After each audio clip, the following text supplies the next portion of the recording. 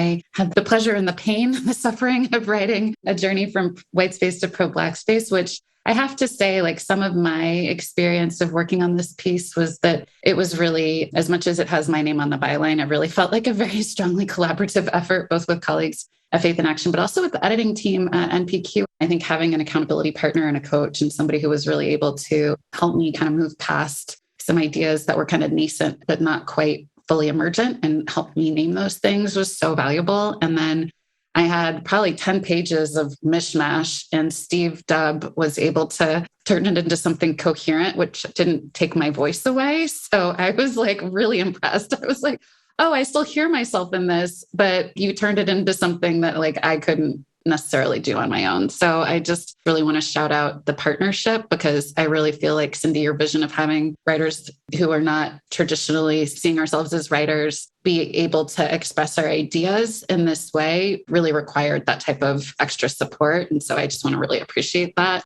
I will also say, like, I had some imposter syndrome around, like, can I tell this story? Our organization is not perfect, and we still have so much more work to do. And can we share something that's in process, knowing that we haven't gotten to the promised land yet, and we're still not at the promised land. And in fact, shortly after this article came out, or around the time that it was in publication, we were putting on this very, very stressful event in Washington, D.C., and like all hell broke loose. Even though it went ultimately really well, there was some real hurt that happened within our staff team because of kind of the stress of trying to put on a big event. We haven't seen each other in 2 years, middle of a pandemic. And it just was a reminder, like, how much more work we still have to do to kind of overcome some of the like ingrained practices that we fall back on when we're in crisis, urgency, under deep stress. And I was like, oh, when we figure out how to do something like this and don't cause each other harm, we will have like really figured it out. So we still have more work to do. But, I think it's okay to celebrate the progress, even if we know that we're not all the way where we want to be.